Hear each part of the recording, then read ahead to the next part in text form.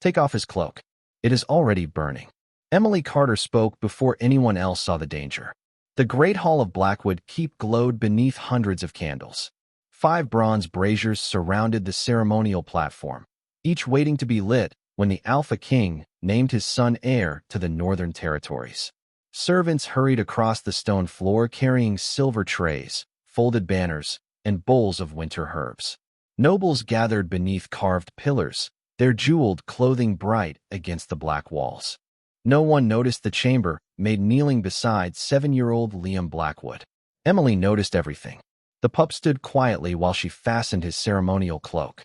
He wore a black wool tunic embroidered with silver wolves, polished boots, and the small wooden wolf his mother had given him tucked beneath his belt. "You are pulling too tightly," Liam whispered. "I am not pulling it." Emily touched the silver clasp beneath his throat. It was warm, not warmed by skin or fire. Hot from within. She drew her fingers back. A faint red line moved beneath the silver thread sewn across Liam's shoulder. It vanished almost immediately, but Emily had seen enough. Her father had spent 20 years maintaining the furnaces, chimneys, and oil stores of Blackwood Keep. He had taught her that fire announced itself before it appeared. Oil changed its smell. Metal carried heat. Flames leaned toward what they had been prepared to consume. Emily bent closer to the cloak. Pine resin, burning metal, and something sharper beneath both. "Ember-salt." "Hold still," she said. Liam looked at her face and obeyed. Emily reached for the clasp. A pale hand closed around her wrist. Lady Vanessa Hale stood above them in a crimson medieval gown, a ruby ring shining on one finger. Her expression remained pleasant for the nobles watching nearby, but her grip tightened. "What are you doing?" Vanessa asked. "This cloak must be removed. The ceremony begins in minutes." "The clasp is heating." Vanessa glanced at it without touching it. It was kept beside the brazier. "No, my lady. This heat is coming through the thread." Liam raised both hands toward the fastening. Vanessa stopped him. "Do not let a nervous maid frighten you." "I believe her," Liam said. For the first time, Vanessa's smile weakened. Emily looked toward the nearest brazier. The fire had not been lit, yet a single coal glowed beneath the ash. A servant crossed behind it carrying a candle. As the flame passed, it bent sideways. Toward Liam. Emily rose quickly. "Find Beta Adrian. Tell him the prince cannot wear this cloak." A nearby guard stepped between her and the platform. Servants remained behind the pillars during the ceremony. "This is not about the ceremony." Vanessa released Emily's wrist. "A chambermaid has no authority to delay the heir's blessing." Emily met her eyes. Fire does not care about authority. The great doors opened. Alpha King Nathan Blackwood entered beneath the silver wolf banners. He towered above the guards around him, broad-shouldered in black leather armor and a heavy wolf fur cloak. Conversation disappeared as his blue-gray eyes moved toward his son. Liam took one step toward him. Emily saw the silver embroidery tighten. A drop of candle wax fell near the hem. It touched the fabric. Smoke rose instantly. Then, beneath Liam's shoulder, a thin red line began crawling through the shape of the embroidered wolf.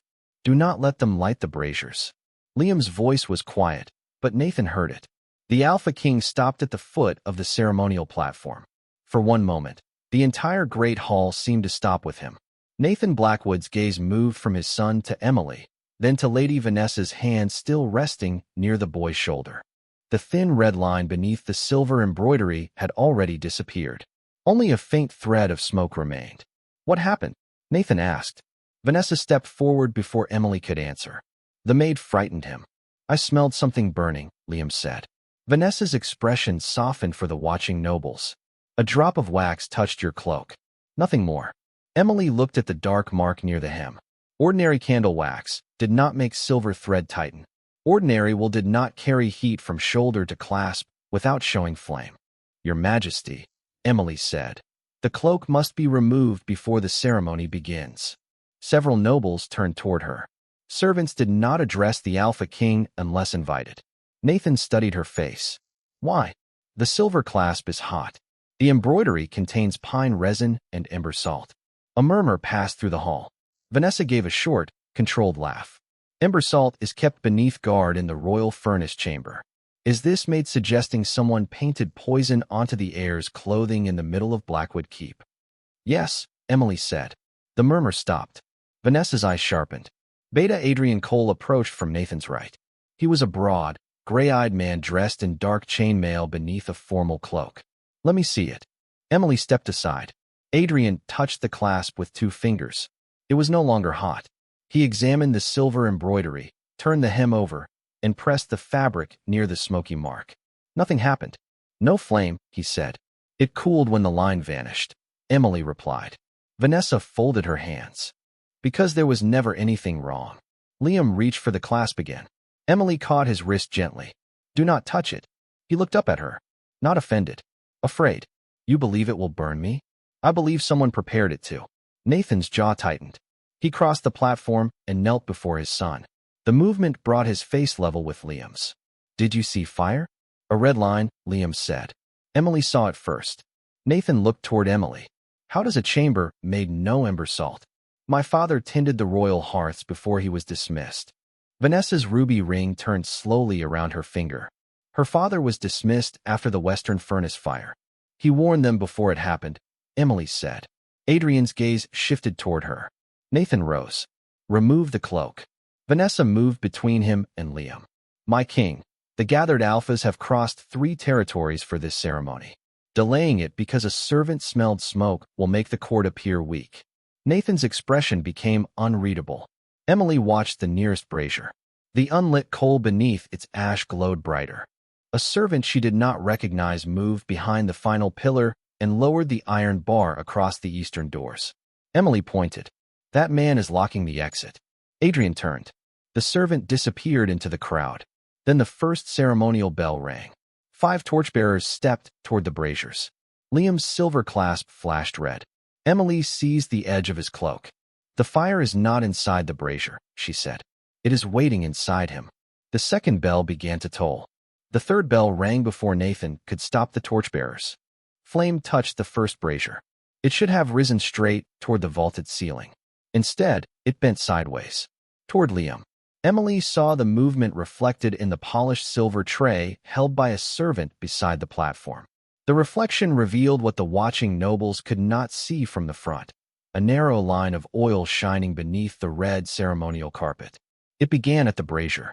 It ended beneath Liam's boots. "Move him," Emily said. Nathan reached for his son, but Lady Vanessa stepped between them as the second brazier was lit. "Breaking the circle now will insult every alpha present." "The doors are locked," Emily said. Beta Adrian glanced toward the eastern entrance.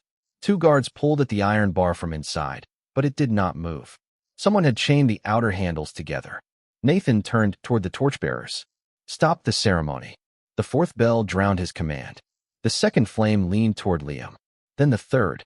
Each brazier burned with a different height, yet every reflected tongue of fire pointed toward the silver wolf embroidered across the boy's chest. Liam backed away. The clasp beneath his throat glowed red. Emily moved toward him. A guard caught her arm. "Remain behind the line." "Let me go." Vanessa raised her voice so the surrounding nobles could hear. "She is rushing the air." A second guard seized Emily's other wrist. Nathan stepped from the platform. "Release her." But the 5th torchbearer had already lowered his flame. Emily looked past the guards. Vanessa was no longer watching Liam. She was watching her own hand. Her thumb rotated the ruby ring around her finger. Once, twice. The stone flashed. The silver embroidery across Liam's cloak answered with a line of red light. Emily understood. The ring was not jewelry. It was an ignition key. "The clasp," she shouted. "Take off the clasp." Liam pulled at it, but the heated metal had locked against the fabric. Nathan reached him and tried to tear the cloak free. The silver threads tightened around the boy's shoulders like wire. The 5th brazier ignited. A deep sound moved through the hall. Not an explosion. A breath. The 5 flames lowered at once. Nobles stepped back. Servants dropped their trays. Adrian drew his sword, though there was no enemy steel to meet. The line of oil beneath the carpet caught. Fire raced toward the platform in a thin golden path. Nathan lifted Liam, but the cloak pulled backward as if anchored to the heat. Emily twisted against the guards. One tightened his grip. She drove her heel onto his boot and tore one hand free. Vanessa pointed at her. "Stop that, Maid." The first flame left its brazier. It did not spread across the floor. It rose into the air like a narrow red ribbon and curved toward the royal crest on Liam's chest. Nathan turned his body to shield his son. The other 4 flames began to follow. Emily saw the distance. Too far for Nathan to reach the doors. Too little time to cut the silver threads. She lowered her head and bit the hand still holding her wrist. The guard released her with a shout. Emily ran. Across the carpet. Past the altar. Directly toward the fire hunting the Alpha King's pup. The fire reached Liam before Emily did. Nathan twisted around his son, using his own body as a shield, but the red flame curved past his shoulder. It was not searching for flesh. It was searching for the silver wolf. Emily crossed the final stretch of carpet. The heated oil beneath her boots flared along the edges of her skirt. She ignored it. "Let him go," she shouted. Nathan looked at her. For one heartbeat, neither of them moved. Then he understood. He released Liam into her reach. Emily tore at the silver clasp. It burned her fingers, but she did not let go. The metal had fused shut, locking the cloak beneath the boy's throat. The first ribbon of flame struck the embroidered wolf. Silver thread flashed white. Liam screamed. Emily hooked both hands beneath the cloak and pulled with everything she had. The fastening snapped. She dragged Liam downward as the remaining flames crossed the hall. There was no time to throw the cloak away. No empty space between the boy and the fire. Emily wrapped the burning fabric around herself. Then she turned her back to the braziers and covered Liam with her body. The flames hit her. Heat struck like a wall. The force lifted her from the floor and drove her against the edge of the ceremonial platform. Burning wool tightened around her shoulders. The air vanished from her lungs. Still, she held Liam beneath her. Nathan reached them before they fell. He tore the wolf fur cloak from his own shoulders and threw it over Emily, smothering the red fire beneath black fur. Adrian overturned a silver basin across the carpet, breaking the line of burning oil. Guards dragged the braziers away from the platform. The flames resisted. They stretched toward Emily in thin, glowing strands until Nathan covered the silver embroidery completely. Then, all at once, they died. Silence followed. Not relief. Shock. Nathan pulled Liam from beneath Emily's arms. The pup was crying, but the skin beneath his tunic remained untouched. "Emily," he said. She did not answer. Nathan lowered her carefully onto the stone floor. The wool cloak around her shoulders had blackened, but her breathing remained shallow and steady. Liam dropped beside her. "She saved me." No one in the great hall replied. A sharp crack split the silence. The ceremonial stone where Liam had been standing broke down the center. Its surface darkened rapidly, forming the shape of a burned wolf beneath the scattered silver threads. A guard reached toward the discarded clasp. "Do not touch it," Adrian warned. Too late. The man's gauntlet smoked the instant his fingers brushed the metal. He jerked his hand away. Nathan looked at the cracked stone, then at the cloak wrapped around Emily. The fire had not missed his son. She had taken its place. Vanessa stood beside the altar, her face pale. Her ruby ring was hidden inside her closed fist. Nathan saw that too. "Seal the hall," he ordered. The eastern doors remained chained from outside. Adrian raised his sword toward the guards. "No one leaves." Nathan knelt beside Emily again. Her eyes opened only slightly. "Liam," she whispered. "He is alive." Some of the tension left her face. She tried to lift one hand, but could not. Nathan leaned closer. Emily's gaze moved toward the broken silver clasp lying near the burned stone. "Check it," she breathed. "For what?" The fire did not follow the child. Her voice weakened. It followed the crest. Nathan reached for her, but her eyes had already closed. Liam clutched the edge of her sleeve. Across the hall, Vanessa slowly began stepping backward.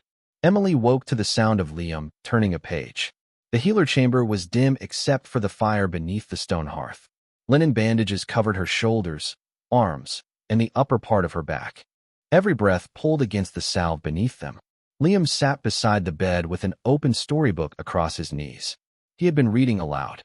"Badly. You skipped the difficult word," Emily whispered. The book fell shut. Liam leaned toward her so quickly that the chair scraped across the floor. "You are awake." "So it seems." His eyes were swollen from crying, but he tried to hide it by reaching for the cup on the table. Emily attempted to sit. Pain moved through her back like a heated blade. Liam caught her hand. "The healer said you must not move. The healer is sensible. You are not." A faint smile touched her mouth. Beyond the closed door, heavy footsteps stopped. Nathan's voice followed. "Is she awake?" Liam looked toward Emily before answering. Yes. The door opened only after she nodded. Nathan entered without his ceremonial armor. He wore a black tunic, dark trousers, and the expression of a man who had not slept since the fire. Beta Adrian followed, carrying a wooden evidence box.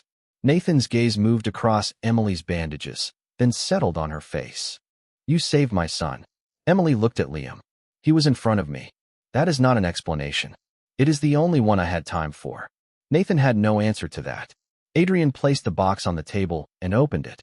Inside lay a pouch of ember-salt, a narrow engraving tool, and several strips of silver thread. We found these in your apron pocket, he said. Emily stared at them. The apron had hung in the servants' changing room before the ceremony. I did not put them there. A kitchen boy claims he saw you near the furnace stores last night. I was delivering lamp records to the hearth steward. Adrian's expression remained careful. In your room, we found a tool marked with the same symbols carved beneath the prince's clasp. Liam stood. She did not hurt me. No one said she did, Nathan replied. Lady Vanessa did. The room became quiet. Adrian looked toward Nathan. Vanessa had already demanded that Emily be charged before the visiting alphas departed. She claimed the maid had prepared the fire, then staged a rescue to earn the king's favor. Emily looked at the evidence again. Too complete. Salt. Tool. Witness. Someone had prepared her guilt as carefully as the ceremonial cloak. Nathan stepped closer to the bed. I will not declare you innocent because you saved Liam. The words struck harder than she expected. Then he continued. And I will not condemn you because someone placed evidence where servants cannot defend themselves. Emily studied him. What will you do? Find the truth. Adrian removed the burned cloak from a sealed leather wrapping. Most of the fabric had blackened, but the section that had covered Emily's back remained intact enough to examine. She reached toward it. Nathan stopped her hand before it touched the cloth. You are injured. I can still see. He released her. Emily studied the pattern of ash. Dark bubbles marked the outer wool where the fire had struck. But beneath them, along the silver embroidery, a perfect ring of white ash had formed inside the cloth. Not outside. Inside. She pointed toward it. The cloak did not catch fire from the braziers. Adrian leaned closer. Emily traced the shape without touching it. Oil burns across the surface. Pine resin leaves black bubbles. Ember-salt burns inward and follows metal. Nathan looked at the white ring. The fire began inside the crest. Yes. Emily raised her eyes to him. Someone dressed your son in the weapon. A shout sounded in the corridor. Then running footsteps. The door opened. A guard stood there, breathless. My king, the prince's rooms are empty.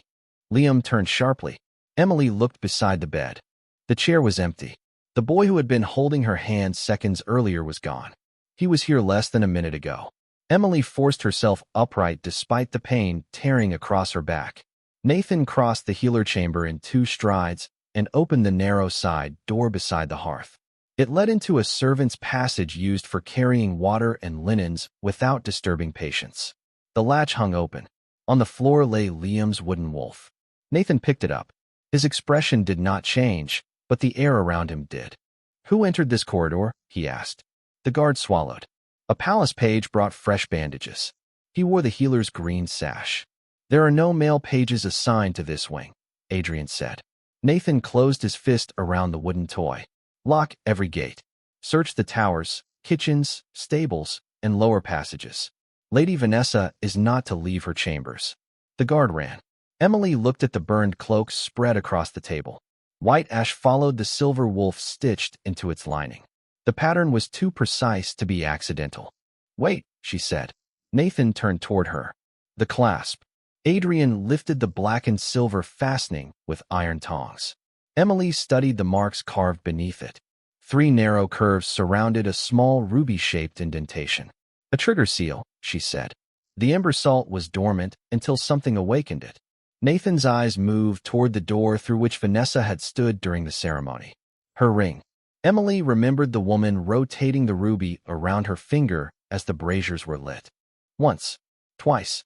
Then the flames had moved. Liam saw her change the clasp. Emily said. Nathan looked at her sharply. He told me before the ceremony that it felt tighter than the one fitted that morning. Vanessa said she was correcting it herself. Adrian opened the evidence box again. The engraving tool found in Emily's room bore the same curves as the clasp, but its handle was clean. Too clean. A tool used on ember-salt would carry white residue inside the grooves, Emily said. This one was planted after being washed. Adrian held it near the lamp. No pale dust remained. Nathan moved toward the corridor. You stay here. Emily pushed the blanket aside. No, you can barely stand. And you do not know how the fire moves. His jaw tightened. Vanessa has my son. She also has ember-salt, old furnace routes, and someone inside the healer's wing. Swords will not help if she has prepared the doors to burn when opened. Nathan stared at her bandages. For the first time, his anger gave way to fear. Not fear that she was wrong. Fear that she was right again. Emily lowered her feet to the floor. Pain blurred the edges of the room, but she remained upright. My father mapped every hearth passage beneath Blackwood Keep, she said.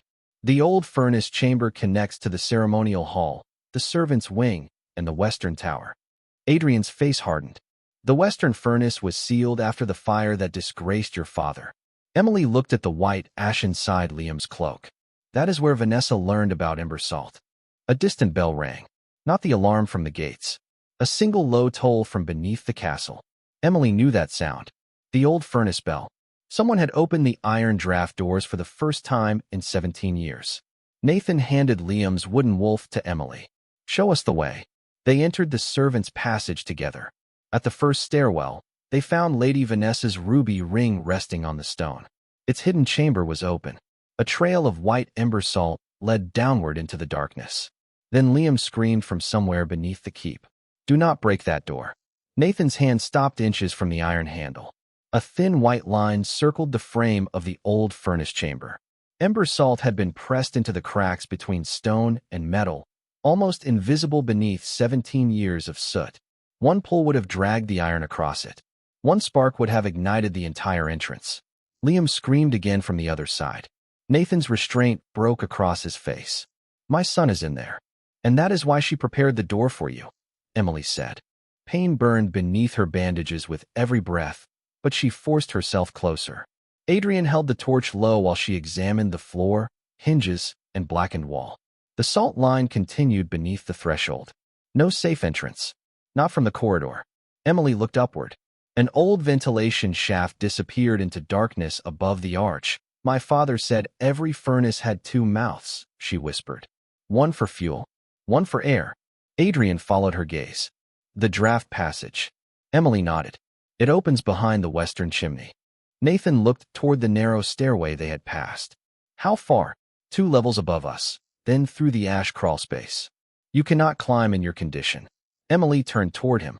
You can fight Vanessa when we reach her. But if you choose the wrong passage, Liam burns before you draw your sword. Nathan's jaw tightened. Then he lowered one arm beneath hers, not carrying her, supporting only the weight she allowed him to take. Show me. They climbed. The abandoned stairwell narrowed until Nathan's shoulders nearly touched both walls. Dust coated the stones. Old chains hung from the ceiling where servants had once raised coal baskets from the lower furnace.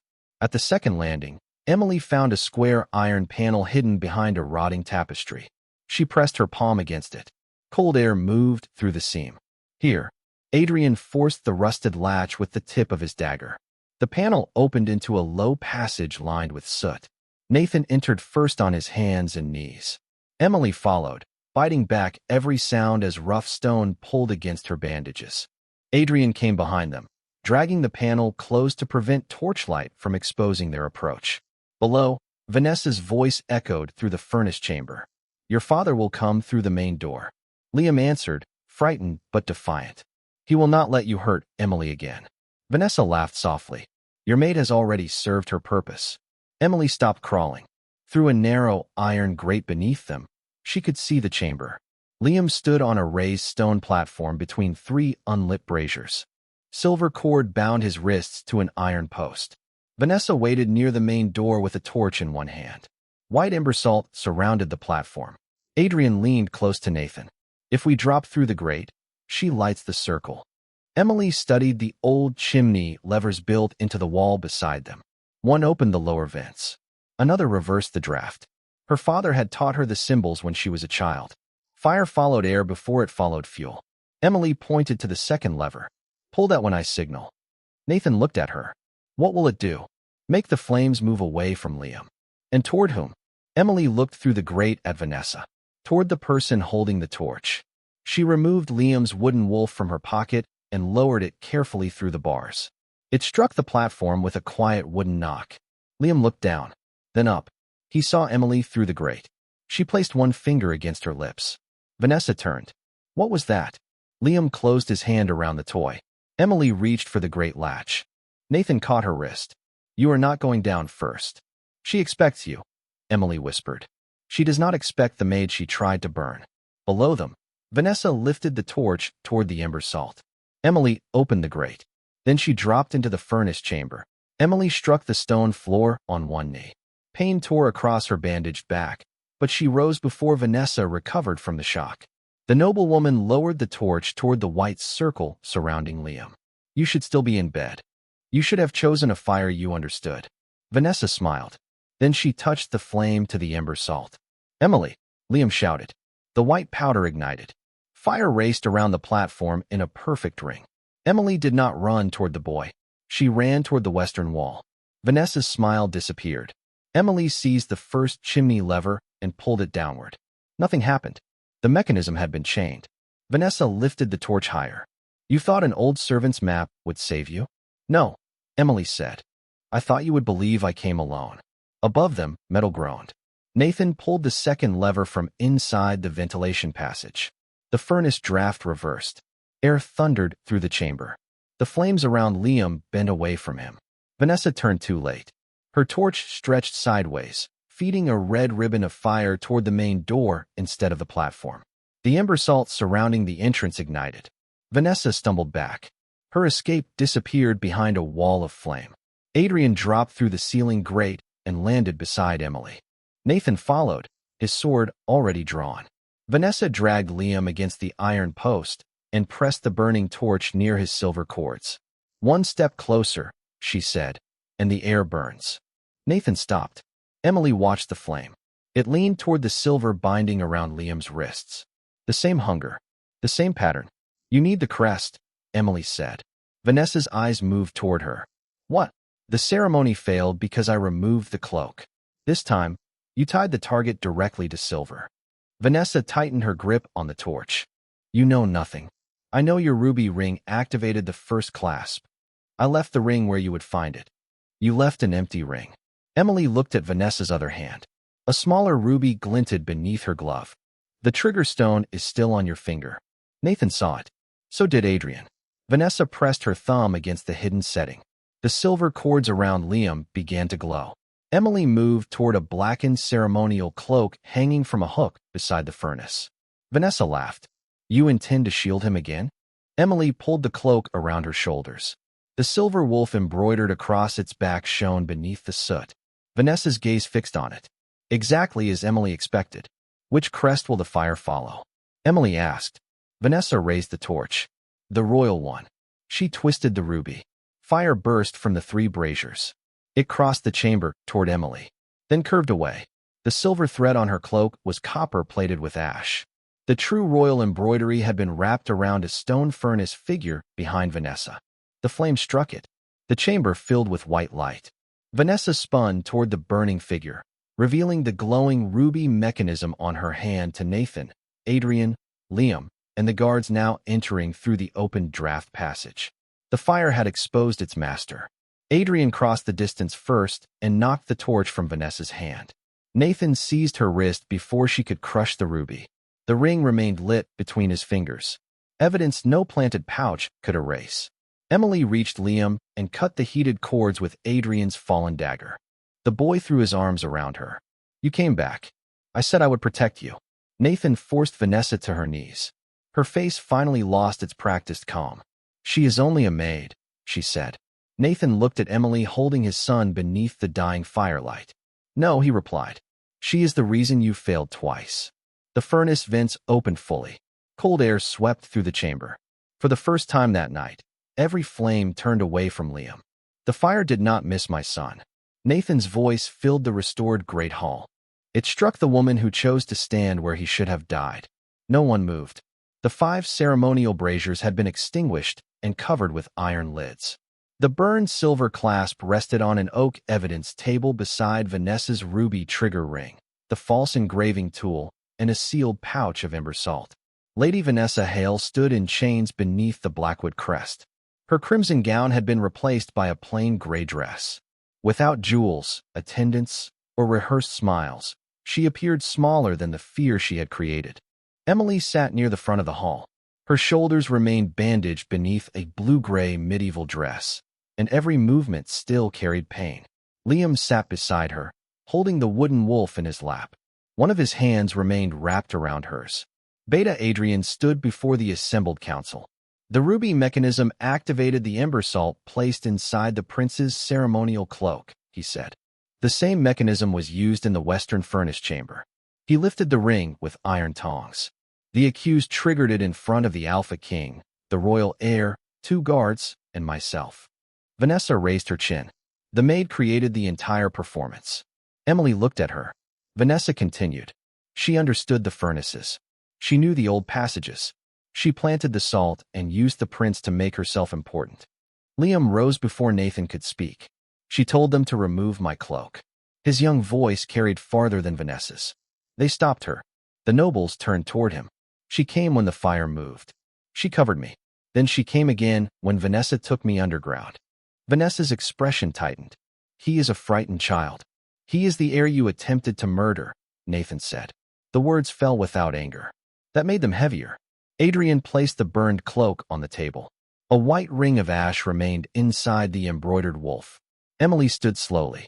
Nathan moved as if to help her, then stopped when she steadied herself. He had begun learning that protection did not always mean taking control. Emily faced the council. Oil burns across cloth, she said. Pine resin blackens and bubbles. Ember salt follows prepared metal and burns inward. She pointed toward the white pattern. The fire was placed inside the royal crest. It was designed to follow whoever wore it. An elderly councilman leaned forward. How did you know? My father taught me. The hall quieted again. Samuel Carter served as royal hearth warden for 20 years. He warned this court that ember salt had been stored beneath the western furnace. When the chamber burned, his warning was erased and his name was blamed. Adrian opened an old ledger recovered from the sealed furnace office. Inside was Samuel Carter's original report. Beneath it, another order carried Vanessa's family seal. The order had commanded the furnace inspection records destroyed. Nathan descended from the throne. My court punished the man who warned it, he said. Years later, his daughter saved my son using the knowledge we chose to dishonor. He turned toward Vanessa.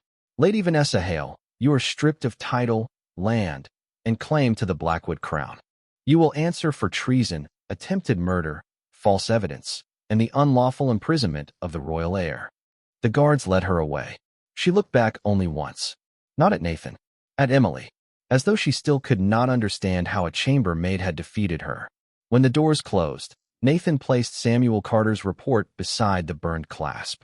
Let the record state that Samuel Carter was innocent. Emily lowered her eyes. For the first time since the ceremony, her composure broke. Only slightly. Liam squeezed her hand. Nathan faced the council. From this day forward, any servant, guard, healer, cook, or stable worker may halt a royal ceremony upon observing danger. Rank will not silence a warning. He lifted a silver badge shaped like a small flame surrounded by a wolf. Emily Carter, I offer you the position of Royal Warden of Flame and Hearth. Emily looked at the badge. And if I refuse? You remain protected. Your father's name remains restored. Nothing is taken from you. She studied him for a long moment. Then I accept. Liam smiled. Will you still read to me? Emily looked down at him. Only if you stop skipping the difficult pages. Laughter moved gently through the hall. 3 weeks later, Nathan visited the healer's garden where Emily continued recovering. He wore no crown and carried no command. May I sit with you? He asked. Emily indicated the empty bench. For a little while, Nathan sat beside her, leaving space between them. It was not love yet. It was something quieter. A powerful man learning to wait. A brave woman deciding whether he had earned another answer. And between them, beneath the winter sunlight, Liam read every difficult word aloud. The first person to challenge Emily's authority was a 12-year-old kitchen boy. He stood at the entrance to the western furnace room with soot on his face and a basket of kindling pressed against his chest. "My lady," he said, "the chimney is breathing backward." Emily stopped. She had held the title of Royal Warden of Flame and Hearth for 9 days. The silver badge Nathan had given her rested against her blue-gray dress. Beneath it, her bandages remained hidden, though the wounds across her shoulders still tightened whenever she lifted one arm too quickly. "What is your name?" she asked. "Jacob Reed." "And what did you notice?" "The smoke came down instead of going up. The steward told me the wind caused it." Emily looked toward the furnace door. No wind moved through the corridor. Nathan and Beta Adrian stood several steps behind her. They had come to inspect the new safety rules Emily had ordered for every hearth, chimney, lamp store, and ceremonial brazier in Blackwood Keep. The old furnace steward folded his arms. "The boy has cleaned ashes for 3 weeks. I have maintained these chambers for 20 years. Emily handed Jacob's basket to a nearby servant. "Open the upper draft." The steward hesitated. Nathan said nothing. He looked at Emily and waited. That silence gave her more authority than an interruption would have. The iron draft was opened. Instead of pulling air upward, it released a cloud of gray smoke into the corridor. Jacob stepped back. Emily moved closer to the wall and pressed her palm against the stone. "Warm. Too warm. There is something blocking the chimney." The steward frowned. "We inspected it before winter." Then something entered after the inspection. Adrian ordered 2 hearth guards to climb the exterior ladder. They returned carrying a bundle of oil-soaked cloth wrapped around a broken iron hook. Someone had lowered it into the chimney and tied it beneath the vent. Had the furnace been lit fully that evening, smoke would have filled the servants' sleeping quarters above it. The steward's face lost its color. Nathan looked at Jacob. "How many people sleep above this chamber?" 32, Your Majesty." "And you were told not to speak?" Jacob lowered his eyes. "Yes." Nathan turned toward the steward. "You will explain that decision before the council." Then he looked back at the boy. "You prevented 32 deaths." Jacob stared at him. "I only saw smoke." Emily knelt, so they were nearly level. "That is how warnings begin." Later, she added a new rule beneath the decree of open warning. "No report of danger shall be dismissed without inspection." Nathan found her that evening in the old hearth office, surrounded by chimney maps and supply ledgers. "You were right to appoint the boy as a junior hearth runner," he said. Emily continued writing. "He knows the building better than half the officials who command him." Nathan placed a cup of warm tea beside her hand. "You have changed this castle quickly." "No." She looked toward the open doorway, where servants now entered without waiting to be summoned. "I changed what happens after someone speaks." Nathan considered that. Then he noticed the way she was holding her injured shoulder. "You are in pain." "I am working." Those truths can exist together. Emily set down her pen. Months earlier, he might have ordered her to rest. Now he asked, "Would you allow me to finish these inspection records while you sit by the fire?" She studied him. "You understand chimney reports?" No, a faint smile touched his face. "But I understand instructions." Emily moved to the chair beside the hearth. Nathan took her place at the desk. She explained each symbol while he copied the records in careful, uneven handwriting. Outside, Blackwood Keep settled beneath the winter night. Inside, the Alpha King learned that protecting a woman did not mean silencing her work. Sometimes it meant listening closely enough to help carry it. The blue thread does not belong in the royal banner. The seamstress who spoke was 63 years old and had spent most of her life being thanked without being heard. Her name was Margaret Bell. She stood in the eastern gallery holding the corner of a newly repaired Blackwood standard between 2 rough fingers. Beyond the arched windows, spring rains silvered the castle roofs. Inside, servants prepared the hall for the first gathering held under the decree of open warning. Emily crossed the gallery with Nathan beside her. "What is wrong with the thread?" she asked. Margaret turned the banner toward the light. "The royal looms use black wool and silver cord. This blue strand was added after the repair." Nathan examined it without touching. The thread ran through the embroidered wolf's eye and disappeared inside the heavy fabric. Adrian arrived with 2 hearth guards. Emily leaned closer. A bitter smell rose from the stitching. "Not ember-salt. Lamp powder. Take it outside," she said. "Do not cut the thread." The banner was carried into the rain and laid across the courtyard stones. Adrian used iron tongs to pull the blue strand free. A row of tiny glass beads emerged from inside the hem. Each contained dark powder. Margaret covered her mouth. Emily studied the beads. When the banner was lowered above the ceremonial lamps, the heat would have broken the glass. Nathan's face hardened. The powder would have fallen into the flames and filled the gallery with smoke. Emily said. The gathering would have included 5 alphas, their heirs, and every senior commander in Blackwood territory. Adrian ordered the repair workshop sealed. The investigation found a frightened apprentice who had been paid by one of Vanessa's surviving allies. He confessed before sunset. Margaret remained in the courtyard, watching rain soak the banner she had spent 6 months restoring. I should have noticed sooner, she said. Emily stood beside her. You noticed before it was raised. The council will remember the danger, not the work. Nathan approached, carrying the silver clasp used to secure the royal standard. The council will remember both. Margaret lowered her head. Nathan placed the clasp in her hands. You will oversee every ceremonial textile from this day forward. Her eyes widened. I am a seamstress. Yes, he said. That is why you saw what soldiers did not. Later, Emily found Nathan alone in the great hall. The dangerous banner had been removed. Margaret's older standard hung in its place, faded but safe. Nathan stood beneath it without armor or crown. You listened before I spoke, Emily said. I am learning. You believed her. I believe that experience does not become less valuable because it belongs to a servant. Emily stopped beside him. Months earlier, those words would have sounded like an answer prepared for her. Now they sounded like his own. Nathan looked toward the empty ceremonial platform. I once thought protecting this kingdom meant standing between it and every blade. And now I know danger often arrives long before a blade is drawn. His gaze moved to her, and someone quieter usually sees it first. Emily felt the space between them change. Not suddenly. It had been changing through every inspection, every question, every time he waited instead of commanded. Nathan's voice lowered. I love you. She did not answer immediately. He continued before silence could become pressure. You owe me nothing because I say it. Not gratitude. Not forgiveness. Not a future. Emily searched his face. Why do you love me? Because you stepped into fire for Liam. But that was only when I first saw you. He looked toward the servants rehanging the safe banner. I love you because you change what happens when powerless people speak. Because you do not ask whether truth is convenient before defending it.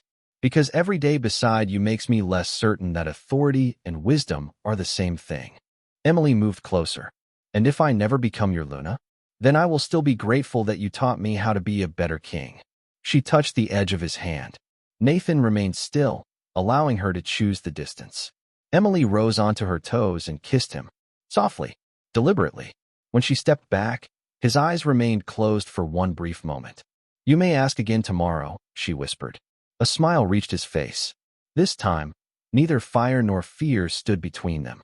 Only patience, and the beginning of an answer freely given. No flame will be lit until every servant has inspected it. Emily's voice carried through the great hall, and no noble objected. 1 year had passed since the ceremony of the first flame nearly killed Liam. The 5 bronze braziers still surrounded the ceremonial platform, but they had been rebuilt under Emily's direction. Their fuel chambers were open for inspection. Their vents faced away from the gathered crowd. Each carried the stamped seal of a hearth warden, a seamstress, a guard, and a servant chosen from the kitchens. Power no longer inspected itself. Jacob Reed checked the western brazier. Margaret Bell examined every ceremonial banner. Beta Adrian tested the doors and confirmed that no entrance could be chained from outside. Only when all 3 nodded did Emily raise her hand. Light them. 5 ordinary flames rose toward the vaulted ceiling. They did not bend. They did not search. They simply burned.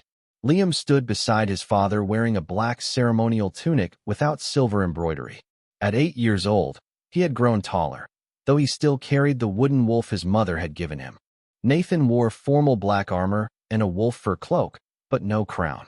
Emily noticed that. She also noticed the small silver box in his hands. The gathered alphas finished renewing their loyalty to Blackwood territory. The council approved the decree of open warning across every allied pack. Servants would be permitted to halt ceremonies, inspections, and military preparations whenever they observed danger. When the final seal was pressed into wax, Nathan stepped down from the platform. He stopped before Emily. The hall quieted. She wore a deep blue medieval gown beneath the silver badge of the Royal Warden of Flame and Hearth. Her burn scars remained hidden beneath the fabric, but Nathan had never asked her to conceal them. He opened the silver box. Inside rested no royal crown, only a narrow ring shaped like two wolves guarding a small flame. Emily looked at him. You brought jewelry into a hall where jewelry once activated an assassination. A few servants covered their smiles. Nathan's mouth curved slightly. Margaret inspected it. Margaret raised one hand from beside the banners. 3 times. Nathan lowered himself to one knee. The room inhaled as one. Emily did not move. I love you, he said. I have said it before, and I will continue saying it whether your answer changes or not. His voice remained steady. I am not asking you because you saved Liam. I am not asking because the council wants a Luna. I am not asking because the kingdom believes courage must be rewarded with a crown. He held the ring without reaching for her hand. I am asking because I want to spend my life beside the woman who taught this castle that listening is an act of protection. Emily looked around the hall. Servants stood among nobles. Jacob wore the badge of a junior hearthrunner. Margaret held authority over every royal textile. Her father's restored name had been carved beside the entrance to the furnace chambers. Everything Nathan promised after the fire had become more than words. Still, she asked, if I refuse, what happens to my position? Nothing. My authority remains yours. My father's restored honor cannot be taken. And if I accept, will you expect me to agree with you before the council? Adrian coughed into his fist. Nathan smiled fully. I have abandoned that hope. Liam stepped closer to Emily. You should say yes. Nathan glanced at him. She should say what she chooses. Liam considered this, then nodded solemnly. Emily returned her attention to Nathan. One more condition. Name it. The Royal Warden does not become a decorative title after marriage. I keep control of the hearths, inspections, and warning system. You keep all of it. And every new heir must learn the furnace passages from the servants who maintain them. Nathan's expression softened. Agreed. Emily extended her hand. Yes. The hall erupted. Nathan rose, but waited until Emily nodded before placing the ring on her finger. Liam wrapped both arms around them. Later, after the nobles had departed, the 3 remained beside the 5 quiet braziers. Nathan looked at Emily's ring. Does it fit?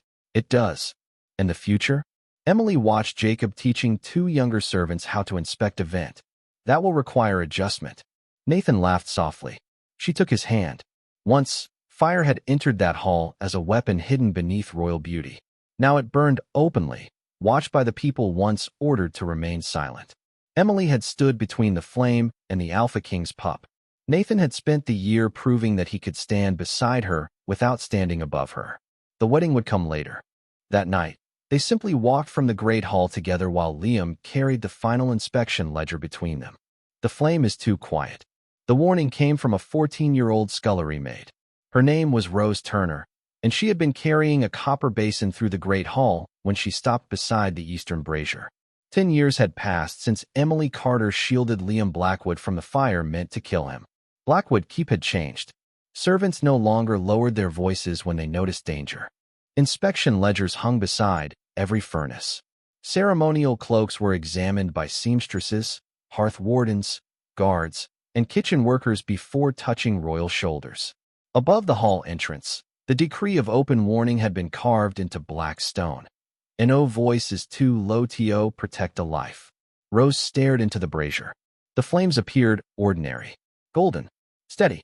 Yet Emily crossed the hall as soon as she heard the girl speak. At 34, Emily wore the silver badge of the Royal Warden beside the narrow crown of Blackwood's Luna.